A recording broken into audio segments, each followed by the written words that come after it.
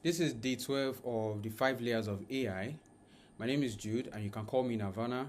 I've spent 4 years working on AI with startups, agencies, even down to their clients as well. I'm here to talk about why automation never changes its mind. Before I continue, I want to make an analogy here about a $10,000 mistakes. This is where a company that builds a support system and it uses AI to route these customer messages. The kind of situation or the kind of scenario we get to see here is it wants to get from an angry customer, it wants to send their message or their email to an escalation team, while that from an happy customer, it wants to send it to a standard support team basically. Now in a situation where this is actually very simple and logical. Now in a situation where probably one morning a customer writes something like, "I'm so excited about this product, I could scream." Now what happens there is that the AI sees the word scream, and from that point just decides to send the person to the escalation team basically. And you can try to imagine the escalation team calls or reaches out to this person and they're expecting a furious customer, and they just get someone that actually likes the product. Now this is not a huge deal. Actually, this is not a huge deal, but imagine if this has to happen like 200 times in a week. This is where a filter would never make a mistake like this. Because a filter does not interpret, it basically compares. What we are going to be covering today are three things. The first thing is the difference between a probabilistic and a deterministic system. These two words, I'm pretty sure you remember we've actually addressed this a bit in the first layer of AI. These two basically they are going to change how you build AI automations permanently. The second thing that we're going to address is how to know which one to use and when to use it.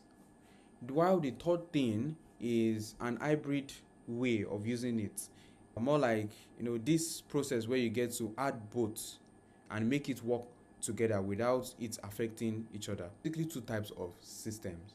Every system that you ever build falls into one of these two categories: the probabilistic, like I've said, and the deterministic, right? Now let me explain what these words actually mean in plain language. With probabilistic, the word probabilistic is basically what an AI does. Probabilistic in this case means something like this. When you ask an AI something like, "The cat sat on the dash." Now one thing you need to know is that an AI starts looking through everything it has been trained on, and it tries to see which one is likely going to be the answer. Now what is happening here is that it's trying to work on a pattern based on what it was being trained on. Now this AI was being trained mainly 89% of the time on maths. The cat sat on the mat. So you will get the fact that most of the time the AI will choose to go with the word mat rather than going for the floor or the rug or the chair or the table. And this is not a flaw. That is basically because the AI was trained heavily by using the word mat. One thing you need to know is that this is every single time that you ask this question, it might likely give you the word mat, and in some cases it can even decide to give you the word floor. And it doesn't mean that it is wrong. AI is probabilistic every single time, but it is not wrong. This is how it works.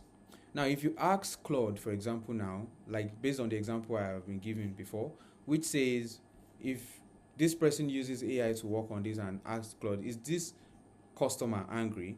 Now the thing about this is that the AI is not trying to look for the word angry inside what the person said, right? The AI is trying to match a pattern. It's trying to match it against every single thing it has learned about what an angry language sounds like. So most of the time actually this is very powerful and it works very well.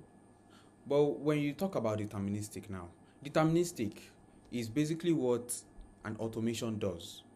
Deterministic means something like, given this exact input, this should come out of it. And the thing about it is that it's going to happen every single time. It doesn't care whatever the person says in the entire message, but if it has a particular rule, it's going to stay stuck on that particular rule. I'm going to give an example here. You remember when we were working on this yesterday, where we had this.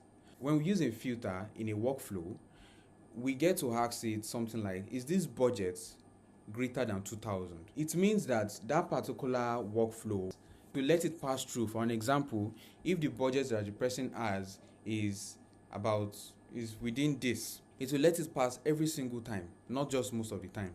And AI might decide to consider something else. In this case, a filter doesn't have to interpret it to the point where it doesn't have to be confused whether, for an example, if a customer sends a message like this one we got here in the first place, if this customer has used scream in probably caps, all caps, now the AI would have assumed in this case that this person is probably very angry. If you are using a filter and you are using something like that, you get to see that what all the filter is concerned about is trying to match it.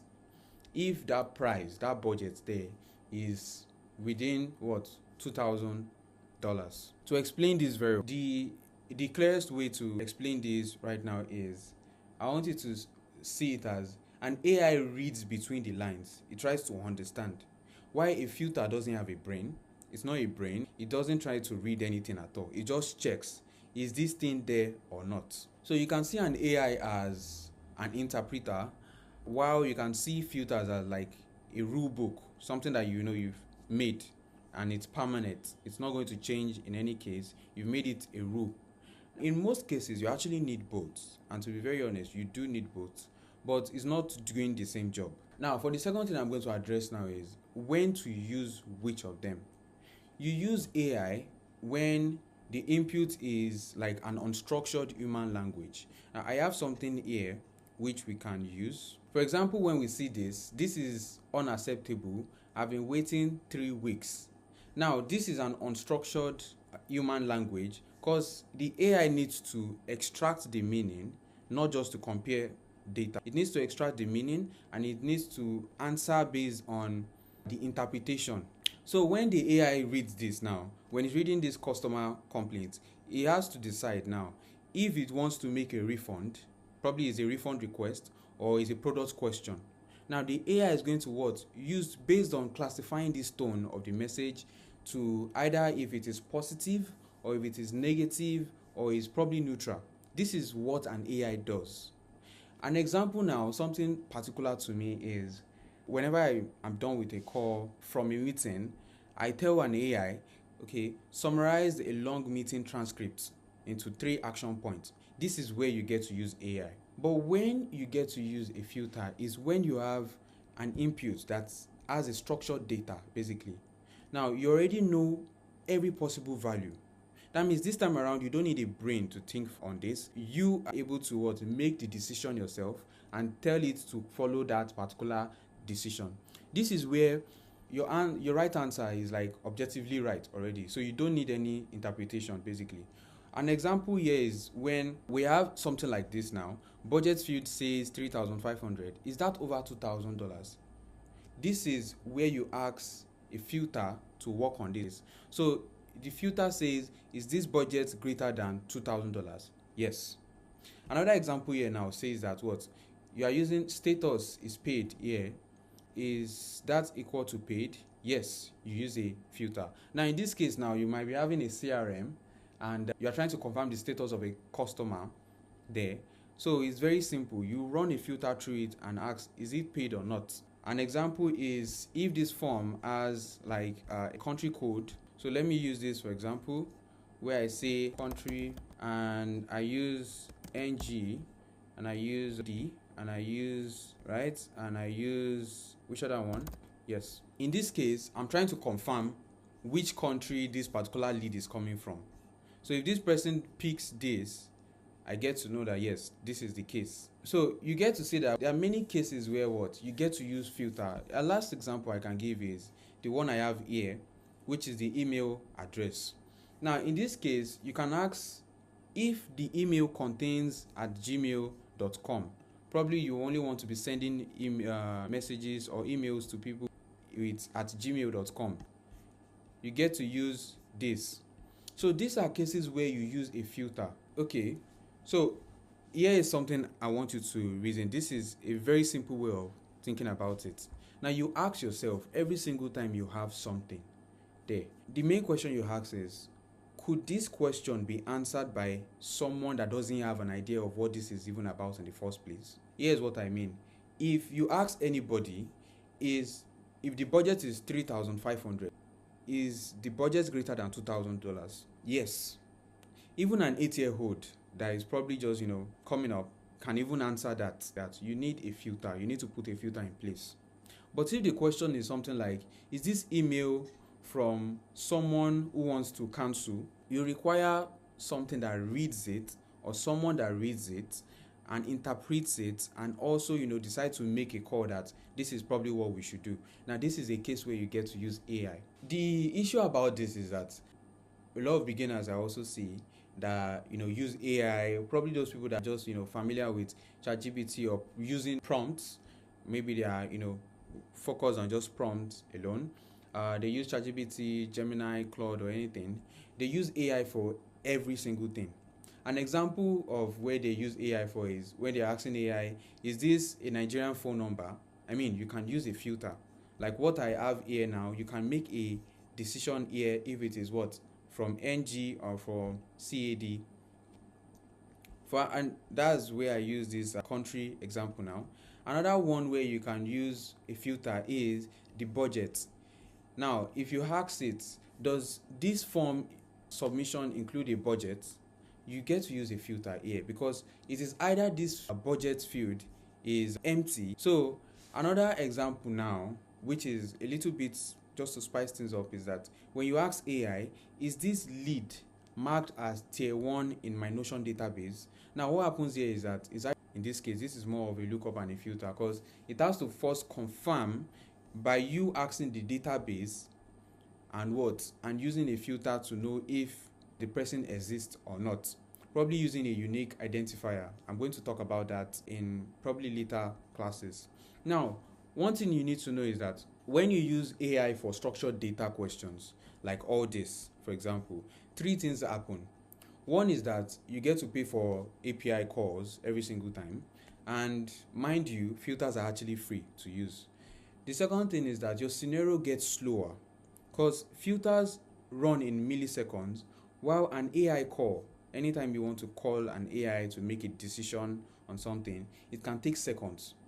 So when you see the differences between these two, you know which one is obviously faster. The third thing is that you get to introduce a chance of error, even if that chance is very small.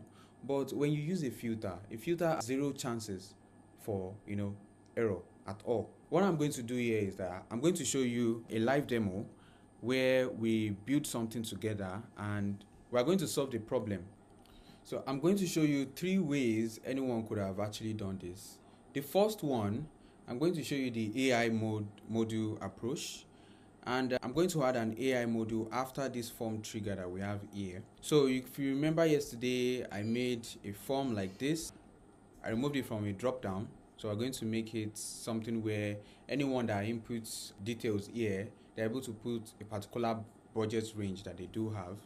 To know what the AI is going to give, once we tell it that the budget is 3,500. So that's it. So we have the form here, and I just had to duplicate this. I want to make it different. So we're going to add an AI module to this. So rather than Gemini, I'm going to use Grok this time around. Let's use Grok, and let's create a chat completion. All right, so I already made my connection beforehand, and let's use a versatile here, and let's add a row, the user, and we use this instead. Okay, so what we're going to tell it is read this lead budget field, and we're going to map it to the particular value it's going to give us. So we have this in now. All right, so we can save this. So we have that in, and we're going to create a router here. The conditions that we have in place is if it is, we want to have it send the booking link over to the client, and if it is low 2,000, basically we want to have it to go into the CRM or get nurtured any way we can. So what we're going to do basically is to add a router. A router splits it to different parts. Let's add Gmail for both. Let's just add Gmail for both, so it will make things easier here.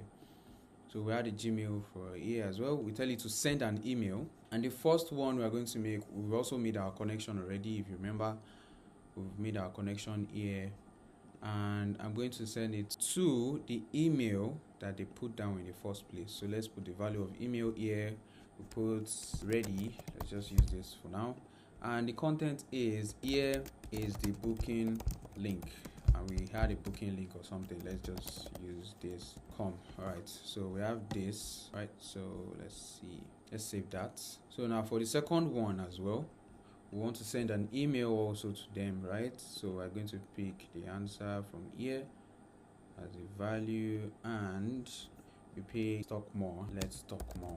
Yes. All right, so the content here is, how are you doing today?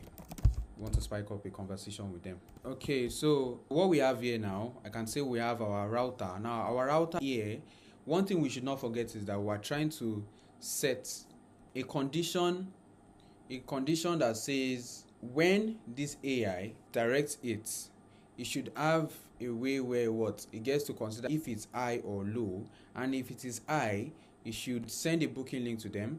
If it's low, it should just straightforwardly. So now we want to make a condition here that should tell it if high, it should then pick the results, and it should be equal to high. All right, I think this is good. Then this one should be if low, then you should also pick this same result, and if it's low. All right, saved. So what we're going to do now is we're going to save this and go on and fill this particular form. So let me fill this form with my name, company. Let's just use this for now, and I'm going to give it my email.com, and we give it a budget of 3,500 as planned, and we tell it, hey, I need your help. So when we submit this, to make sure this is ready, so when we submit this, we can run this, and we see it as what? Pick the path. So it's meant to be 1. Let's try to run this again by just using 1, because I think we had the data in, that's why it's showing 2. It's meant to just show 1, right? So the first one though, let us see what it gives us. Let's see what it gives us here. So this was our input. Yes, this was the one I filled in just now. This first one is the previous one I tried. So, and the output it gave us here was a message ID on this, right, on red sent. Wow, okay, now this is serious. Let me check it right from here. Okay, so let's see the other one. It also gave us I as well. Fair. All right, let's try it again. Let me just use this, right? So the email again should be gmail.com, and I tell it I am not sure. Give me, let's say 15, but I can consider, no, let's say 15 or 35. Now if there's something like this, if anything like this comes up now, we can see I need your help, 15 or 35. Now with this in place, let's test it now. Let's try to run this again. Now, okay, so we got 2 again. I don't know why it keeps repeating this same thing. It's meant to just have it once. So our message input was 35, the one that we just did previously. And let's look at the other one. The other one is the one we just did. Now this is, I'm not sure, 35, respond with this. It just said hi. Now the issue here is that we can see that this person is not sure. Whoever is filling the form here is not sure whether it is 15 or 35, but it still read it and say, okay, since the person can probably consider 35, then 35 it is. Now a lead that is not sure like this, it still gave it what? An I. This person might not be sure. This person might be trying to look for value, right? Quality. And if it is worth it, or if it's convinced enough, it might pay as much as 35. If it's not convinced enough, it might be a 15, which is something we don't want to deal with. But in this case, you can see it gave us an I and it passed through this test. This is the first way. So you can see that what happens here is that there are conditions and there are states where it might even break. There's a high chance that it would have given us something different for that 15. It might give us low. Or it might even have decided on its own that probably you should choose something like a medium. This is what happens when you use an AI module, and this costs us API tokens as well from Grok, right? Now we're going to use the other approach, which is the filter approach. Now watch this. After the form trigger itself, I'm going to skip this entirely. So let's unlink this and unlink this as well. And so in this case now, we can see that we can decide to just pick right from this without an AI trying to make decisions for us. We can just set it there. Since we don't have this now, we have to take directly from here, from the value itself. If I equals to I, or now this time around we choose if it is greater or equal to, that's 2000, right? So the condition here is if it is if the first one, if the budget is equals to something like a 2000 to 5000, and the second part that we're going to also make is if the budget is 5000 plus. Now in this case now we can let me reload this because I just made changes here. Now I just set a condition. Since this time around we know what exactly we want, we know the condition, right? So we're using a filter and we're going to say if it is this or this. So let's pick this one. We'll just go for one. We'll go for this and we input our name once again, Jude, and then Nirvana, right? And then let's use this. All right, so and we go for what's up. All right, so we're going to make this go now, and because of the condition we've set here, we need to set in a condition. So we're going to set text condition. If this, the way it looks like exactly here, we're going to set it here, okay, equal to this. No, this time around if this. All right, so this time around we use this as well, since we have something very specific. So we use this too. We use this and we pick this. Okay, we can just have that on. Then we use this value here, and yes, equals to this. So with these two condition, we've run a scenario. Let's see. Yes, so we can see that it is being specific here now, and it gave us yes ready, and it sends the link over to them. Now one thing you need to know is that is giving the same results, instant and free, right? But this time around the filter will never misread the word I. It's not going to, an AI is not going to prompt low or decide to switch to medium because the person is probably not sure.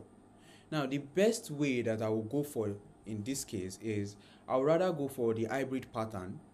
This is an architecture that I figured out will work best, and this is where like the real magic is going to come to place. We combine the AI, that means we bring this back here, we combine the AI and give it some instructions here, which the instruction will include. So there's a way we can do it, which once we have this here, we'll be able to, since we have filters here already in place that are set to just follow that particular rule, which is not trying to determine if it's high or low now, but we gave it a structured output, which is to know if it is 2000 to 5000 or if it's 5000 plus.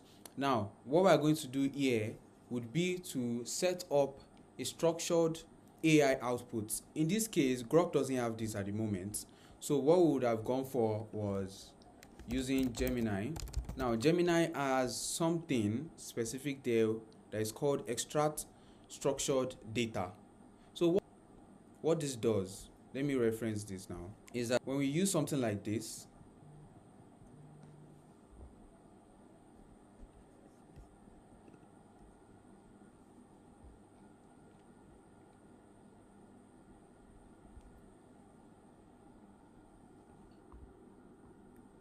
all right, so let's just continue from here.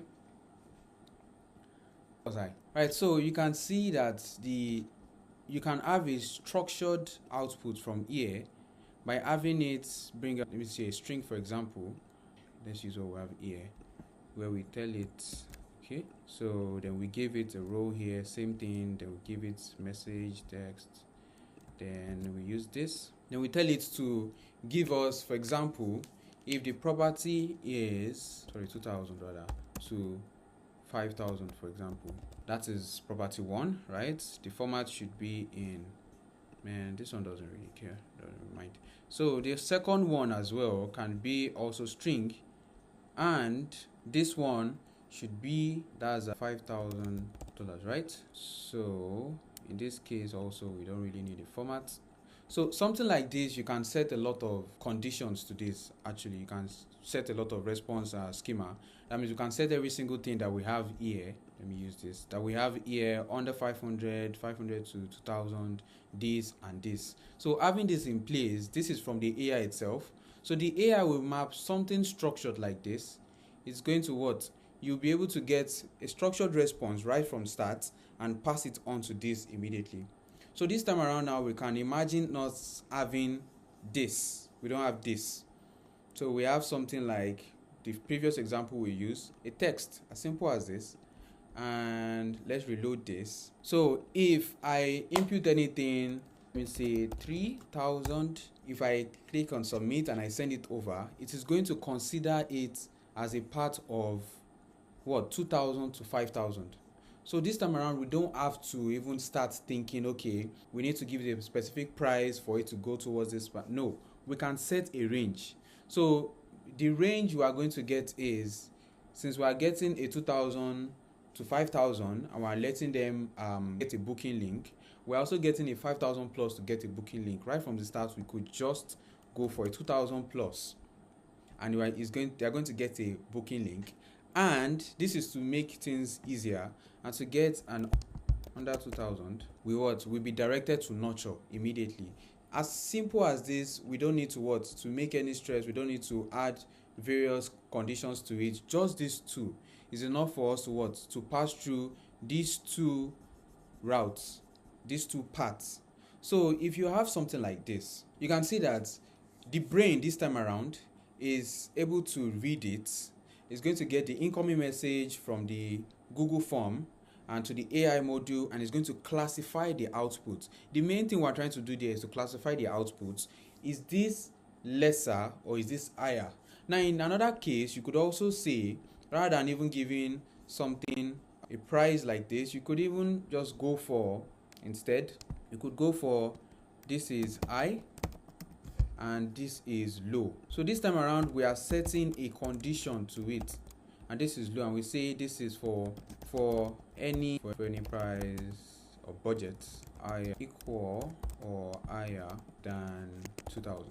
Any price equal or higher than 2,000. And here is any budget. I should have been using budget right from the beginning, right? Sorry, should have used lesser 2,000. So that was almost a mistake there. So based on what we have here now, if we pass this, we see it's going to route to the right place instead. You can see that we're having something to classify the outputs, and we're having a router at the end of the day.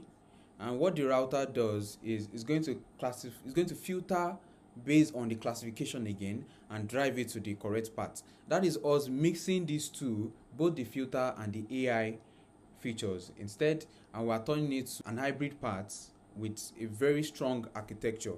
So basically, the brain reads it, the pipes route it, and they don't step on each other, they don't affect each other. Alright, so yesterday we introduced the scenario editor, but today we gave you more like the rule that is going to determine what goes inside every scenario.